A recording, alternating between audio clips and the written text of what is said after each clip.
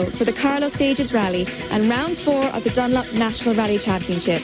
The rally, once again sponsored by the Mount Wolseley Hotel, will have 3 all-new stages, each to be run 3 times. Thomas Fitzmaurice comes here with a 2-point lead in the championship over Niall Maguire, and after a hard-fought battle with Brian O'Mahony in Kerry. There's plenty more nail-biting action to come here in the heart of Carlow. Yes, the championship is bubbling up nicely now as we near the halfway point of the season. But it was the last round in Kerry where things really got intense. Niall Maguire's last stage puncture saw him settle for 3rd, while Brian O'Mahony had a 1-second lead ahead of Thomas Fitzmaurice going into the last stage. Local man Fitzmaurice overturned the deficit to leave them tying at the end. And the Kerry man was awarded the victory on a tiebreak, having gone quickest on the last stage. Fill us in on the last 2 stages in Kerry, Thomas. Well, I got blown away in Kerry a small bit. I had problems with the differential in the car going into the last one. Brian blitzed us on the 8th stage. You know, he took a big chunk of time out of us, you know, and I'll be honest with you, I thought we lost Kerry, you know, but made a bit of a charge on the last stage and came away with it barely, tiebreak. I think the both of us made mistakes kind of over the rally. I made them earlier than Thomas did, so you know I kind of fought back to the last stage, and it was great to actually come back and take the lead by a second going into the last one, but unfortunately he took the second back and he got it on the tiebreak. But I suppose it wouldn't have done to beat a Kerry man down in his home patch. So First group in on the road today, you feeling pressure from the young guns behind you?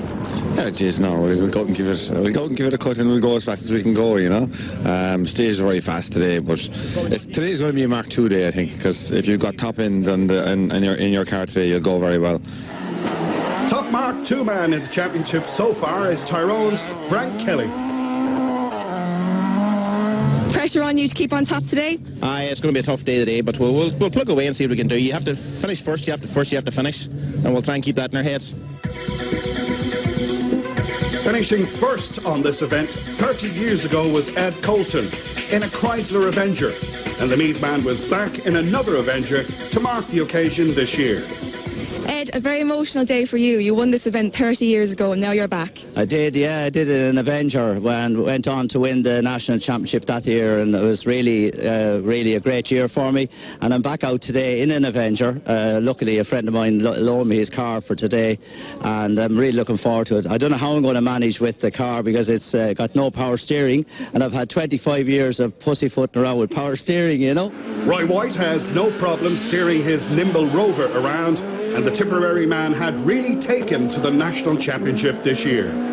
Yeah, it's a great championship. You know, you come on a Saturday, you do your pace notes, and you get up now this morning and you go and you do the rally. You know, you can't beat it for economy and compactness, and the stages are close together, all really well run events. I think it's really coming to the fore now.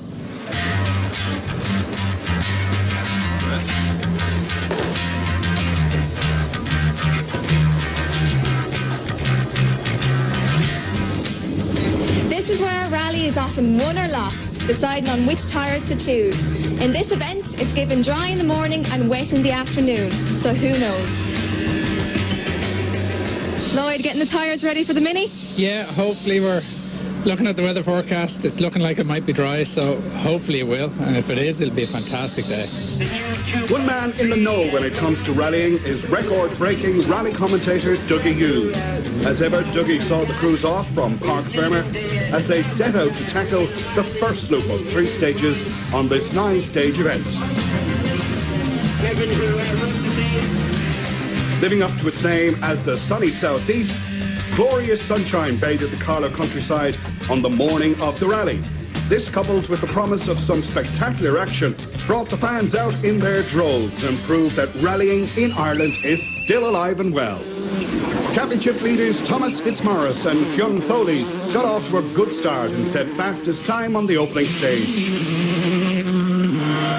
Glassy braking, turn square right around the bales, handbrake for line. 450. Big clear, slow, keep right into big jump, carry a bit into the 2 left. Big clear on it now. 60, big clear on it. Big 60, 4 right and tight 3 left. Early launch control issues and transmission problems left Niall Maguire a bit off the pace in 3rd. 89, 3 left of a sharp jump and cut. 100. Yes. Flat 1 left, go. 140. Keep it now, flat 2 right at the fence. She'll hold going ahead, 140. 2 right at the top in the turn square right. We're in the bales. Quickest times on stages 2 and 3 saw Cork's Brian O'Mahony take the lead in his D-Mac Tyres Subaru. Flat 2 right, 130 right entry full stop, quick, and flat 3 left over gravel, 60, flat 3 left again, 40, flat right, 100, crest keep middle and 1 right over crest, okay, 280 down the middle, 7 left. And caution, 4 right, keep out for tightens to 6 over gravel. It proved to be a bad day for Kevin Barrett and John Mullally. Their faltering season got even worse when they had to retire the Triton Subaru with mechanical trouble on stage 3. But it was all going to plan for Colin Murphy in Route Bend. The Limerick man normally doesn't prefer dry conditions, but he held that Class 4 lead and 6th overall after the opening loop. Things weren't so rosy in Shane Maguire's camp. Shane, you're having some trouble here this morning. Yeah, with a good cut in the first stage, and then unfortunately a bolt came loose on the back torsion bar in stage 2, and we lost a lot of time on 2 and 3 there. We didn't cop. I thought it was the shock was busted because that's what happened in the last rally, but I couldn't find it checked. I thought couldn't find the bolt loose, so we drove to stage 3 and dropped more time. So a lot of work to do now in the afternoon. Having a better morning was fellow Monaghan man Josh Moffat, who held 2nd in Group N and 11th overall. It wasn't all blue skies for Roy White, though, who had set his Rover's suspension too low, but still led Class 15 and held 9th overall. Out of the 9 Welsh crews competing, Tom Cave and Craig Parry were the quickest so far in their Citroën DS3. A very new car, very exciting. Tell us a bit about it. Yeah, we got it from Citroën Racing this year, and the plan is to hopefully try and win the British Championship, and that's why we're here this weekend, is to get time in the car, and it's my first time on tarmac with it, and my first time over in Ireland as well, so it's good fun. Are you enjoying your time here? Wicked, really good fun. With the hugely popular Mark II Challenge once again running under the Carlow Stages banner, Gary McPhillips was one of the pre-event favourites, but an opening stage spin left him 3rd in class and 7th overall. And then middle over jump right, 60, 6 left. Keep her going. Then a 6 left on down. You have her, you have her, you have her. 170. 170. You're right, Gary. 170, and then a 1 left. Despite a number of issues before the rally even began, Daniel McKenna was up to 3rd overall in his Scanbits Mark II. He slipped to 4th after stage 3 following a dramatic opening loop. Daniel, tell us about your day so far. A lot of drama there this morning so far. On the way to the first stage, there came an ice into the gearbox, and we didn't know what it was. We were actually 50-50 whether to even start the rally, because a gearbox is fierce expensive, so you don't want to do any harm to them. But we decided to go on ahead, and the ice is going now, so we're hoping it's okay. And then at the start of the stage, then our intercom packed up for the first few corners, so we had to replug it in, and we got it working. And then at the end of stage 2, we dumped out all the oil. From the accident in Monaghan, we had to put a different oil tank in, and it's not doing the job. And we had to get a gallon of oil at a farm at the start of stage 3 and fill it in, so that's why we're running back the order. But I think we have it sorted now, so we're going ahead here.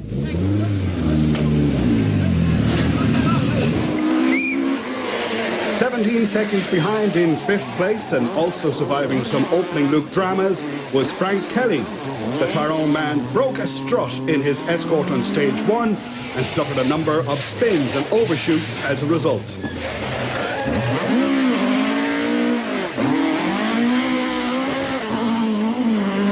Frank, any problems this morning? Nothing but problems. We clobbered a big rock about halfway through stage 1, broke a strut and broke a back rim, but we got out of the stage okay, and then we got repairs done on the road section ourselves, and then we spun on stage 2 and we overshot in stage 3. God knows how we're still here. Wesley Pattison held an amazing 3rd overall after stage 1, but the early promise was short-lived as he put his Escort off the road and out of the rally on stage 2. Co-driving is hard work at the best of times, and with Brian Boyle's voice almost gone as he called the notes for his cousin Declan over the opening loop, their 8th place position was nothing to be sniffed at. Then on the free right hook in, the square left comes very quick. Yep.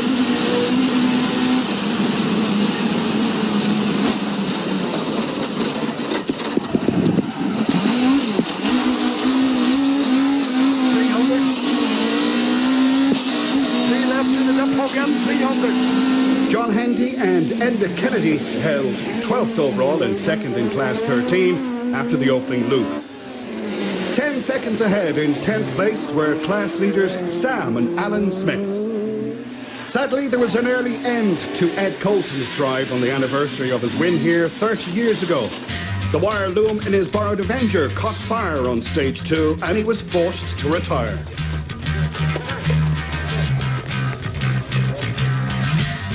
So after a dramatic opening loop, the spectators eagerly awaited the second run through the stages.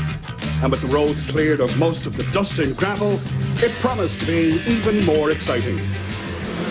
And so it proved as Thomas Fitzmaurice shaved 8 seconds off his previous time on stage 4, whilst beating the bogey time on stage 5. Max 3 right in, glassy, 60, absolute crest and absolute 1 left, a long, glassy, 300 over bumps, and 5 right plus at the bottom. 5 right plus. Niall Maguire also beat the bogey time on stage 5 and went quicker than Fitzmaurice on stage 6 to reduce his deficit to 7 seconds. Long through right through the village go was okay. 100 flat crest and flat left over crest 100. Flat right over crest is the same. 80 crest and dip 160. 5 right the 3 watch it. Here now. 5 right. With the top 3 beating the bogey time on stage 5, it was Brian O'Mahony who went quickest on the other 2 to hold a 13-second lead after stage 6. Crest very long, keep middle straight, okay, 250. Crest keep middle straight, 350. Chicane, winding trade, 3 bails. Colin Murphy slipped from 6th to 7th, but still held the Group N lead. While Shane Maguire's bad luck continued as he retired his ailing Subaru after stage 6. With new suspension fitted in his Escort, it was proving a learning curve for Gary McPhillips, who climbed to 6th overall, while also contending with clutch trouble. 40, and then 4 right. You have her 4 right, then a 3 left. 3 left, go. Frank Kelly gave it his all over the repeat loop to climb to 4th overall and now led the Mark II battle. With his Escort well down on power, Daniel McKenna decided to withdraw from the rally after stage 6 rather than risk blowing the engine. So Gary McPhillips was now 5th overall, with Brian O'Mahony over a minute ahead in 1st. Once again, it's been a hard-fought battle all day between Thomas Fitzmaurice and Brian O'Mahony here at round 4 of the Dunlop National Rally Championship. Join us in part 2 for more action.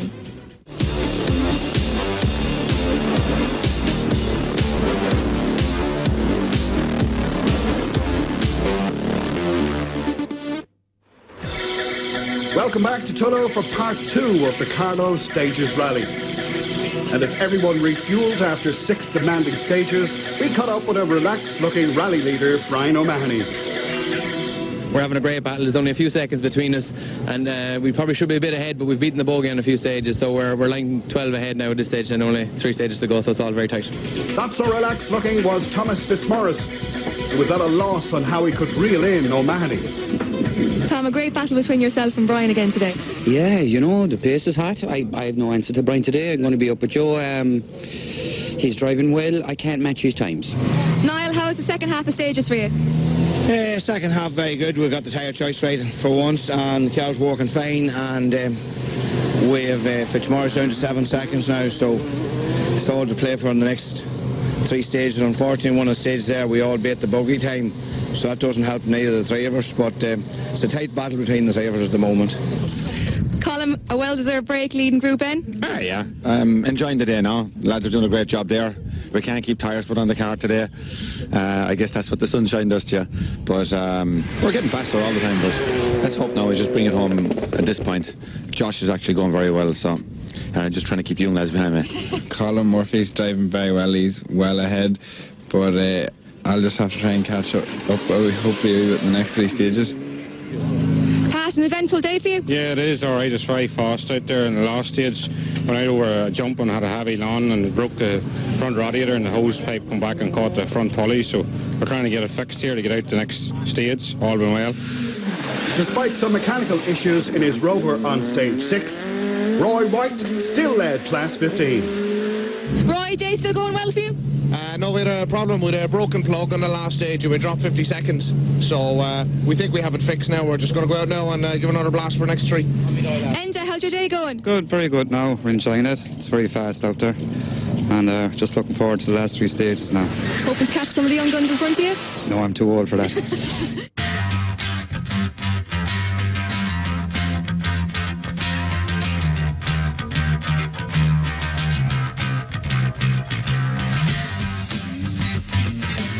So with all eyes on the stages for the final loop, we turn to the various class battles now, and taking their second historic win of the year were Dennis Collins and Tommy Kamei in the Mark I Escort.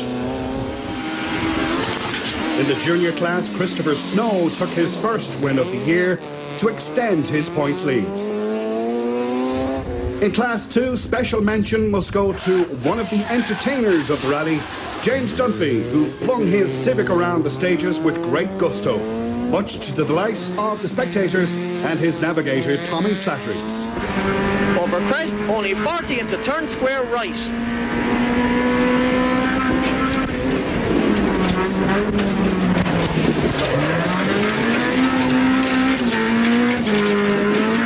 Over flat crest. 300 over the bumps. Winners of Class 2 were Galway crew Brendan Dunn and Mark Parsons. Fellow Galway regions Morris Greeley and Keith McHugh took the Class 3 win. Kilkenny's Noel Coogan and Michael Cody won Class 7 in the PGO 306 GTI. Lloyd Hutchinson was forced to retire his Mini after stage 3, which cleared the way for Pa Bellew to claim the Class 9 trophy with navigator Andrew Reid.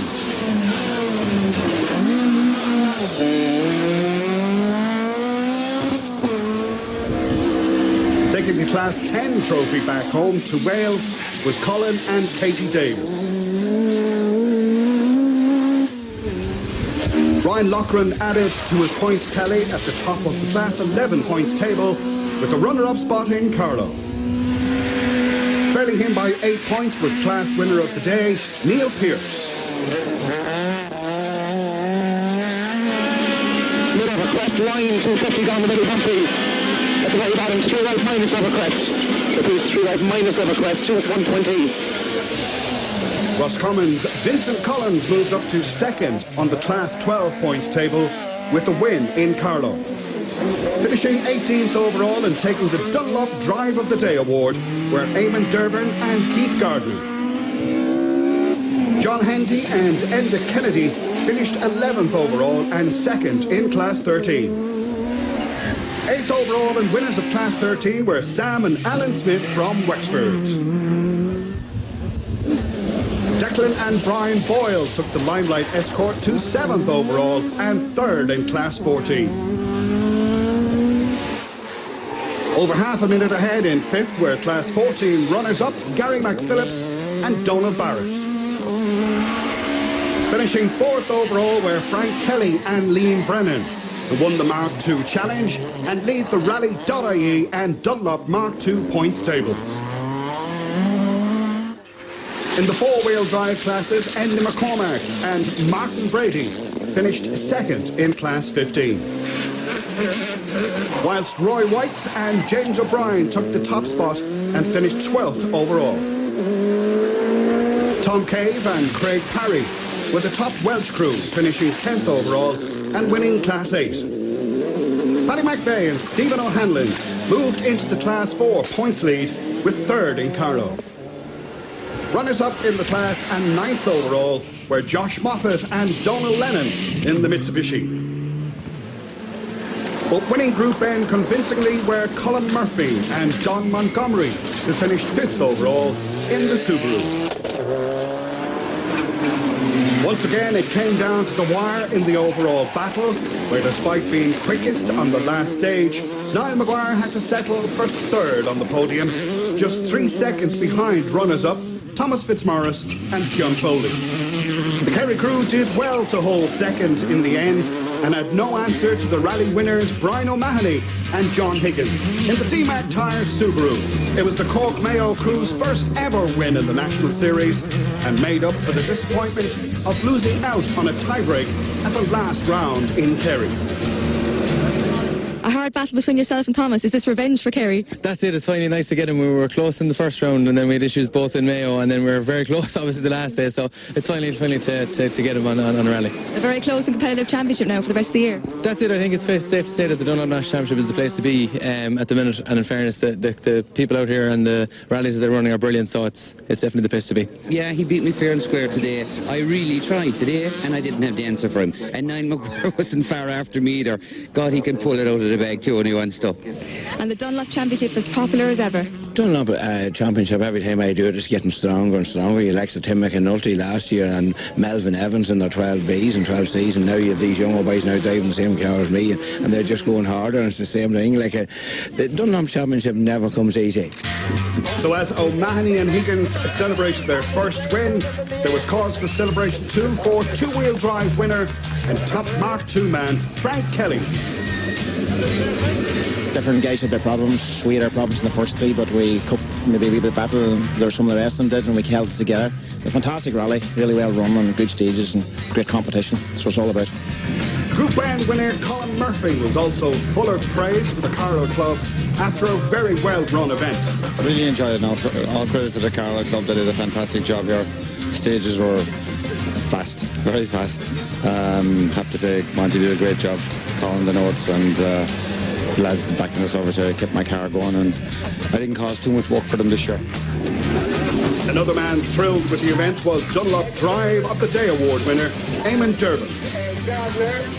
We're thrilled to get this, I suppose big thanks goes to Thorsten Smith and Group 4 Fabrications, who built the car and looks after it for me, and we had a lot of fun. Maybe it's the spins we were having that entertained everybody, I don't know, but it was a bit harum-scarum for a few moments, but we really enjoyed it, yeah, super. So there's confirmation of the overall results, and Brian O'Mahony's debut win sees things really heat up on the points table at the halfway point of the season. After an exciting day's rallying, only 4 points now separate Thomas Fitzmaurice and Niall Maguire in the championship, and Thomas continues with his lead into the next round. From us all here at the Mount Wolseley, it's bye for now.